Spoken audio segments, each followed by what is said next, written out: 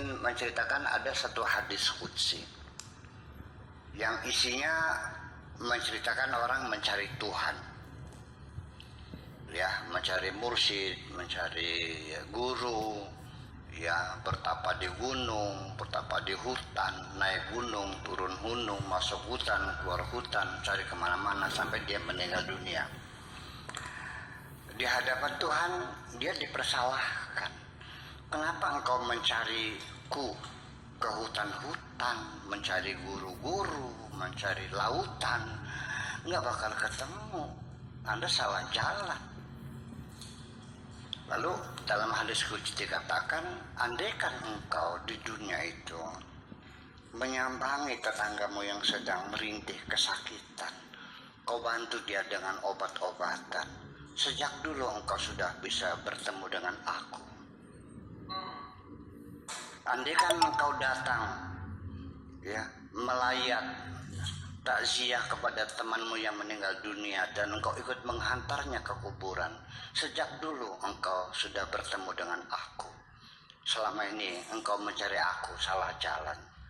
Jadi di sini artinya bahwa ternyata ibadah sosial itu lebih mulus mengantarkan kepada Tuhan daripada ibadah-ibadah seremoni. Berzikir, berpuasa, ya kan begitu, jelas akan menyentuh kemanusiaan kita. Karena aku ada di samping orang yang sakit itu. Ketika engkau datang mengunjungi orang yang sakit, engkau sudah sejak dulu ketemu dengan aku, karena aku di samping orang yang sakit.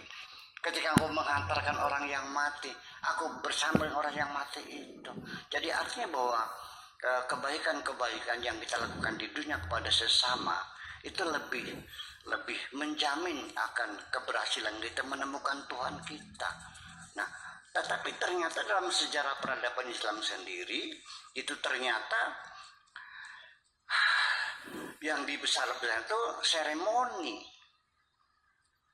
ibadah-ibadah seremonial yang dibesar-besarkan itu bukan ibadah sosialnya. Itu salah satunya. Kemudian ada yang menarik sekali. Tadi tidak salah dan betul 100% bahwa dengan kita introspeksi ke dalam diri kita sendiri, dari mana asal muasal kita, kemudian kita sedang apa, harus apa yang kita kerjakan, lalu kita mau kemana. Ini adalah 3 pertanyaan. Apabila seseorang bisa menjawab dengan benar, engkau dari mana dan sekarang engkau sedang apa dan engkau akan kemana, berarti engkau sudah mengenal Tuhanmu. Sama juga. Ya, artinya bahwa kalau kita tahu dari mana, sedang apa, mau kemana bisa terjauh, berarti selesai, kamu udah tahu. Ini kan yang terjadi kan ada orang lewat, mau kemana mas? Nggak tahu. Lu sedang apa? Nggak tahu. Lu mau kemana? Nggak tahu. Orang gila namanya. Nah, lalu peristiwa sadar diri semacam itu saya ceritakan dalam satu peristiwa. Seseorang ketabrak mobil, dia pedagang warung kecil lah, ya, mau belanja. Waktu itu belanjaannya itu biasanya 5.000 karena ada kenaikan harga barang sehingga perlu belanja 10.000. Istrinya ngotot cukup 5.000, cukup tidak cukup 5.000. Pokoknya kata suaminya 5.000 buat apa? Paling sampai 1 dapatnya. Kan gitu. Dalam pertengkarannya itu akhirnya berebut uang 10.000 sampai sobek. Akhirnya istrinya ngalah, uang nih dikasihkan, ditambal dulu. Nah, setelah itu dia mampir di warung dulu, beli rokok 1.000 dari 2 batang, yang satu disap, yang satu diselipkan di telinganya, dibelokkan tikungan maut di desa Keliwet itu ya, yaitu ketabrak ranjangnya itu, dia terpelanting oleh bus ya waktu itu sampai kepalanya membentur DMJ, batu batas jalan raya itu. Dia pingsan di rumah sakit, 1 minggu dia koma, tidak sadar diri, diobati, setelah itu dia siuman, istrinya bahagia sekali, suaminya sudah siuman, tetapi ketika ditanya siapa aku, si suami tidak kenal, kamu siapa? Nggak kenal, tapi dia sudah bisa makan, sudah bisa minum, sudah bisa cebok, sudah bisa berak sendiri. akhirnya diobati lagi sampai karena neuro receiver terputus yang diusahakan di bedah salap lagi nyambung, akhirnya dia siuman kembali.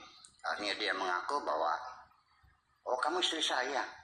Iya, alhamdulillah. Kayak apa bahagia seorang istri, suaminya tersadar dari pingsan selama 15 hari itu, kenal dirinya. Tapi ketika ditanya ini di mana, nggak tahu. Dikasih ini rumah sakit. Apa sebabnya dari sini? Dia ingat juga. Diceritakan belum ingat juga. Diobati lagi, disempurnakan lagi. Sampai akhirnya dia bisa bercerita bahwa dia itu ingat bertengkar, berebut uang, beli rokok, gudang Sriwedari.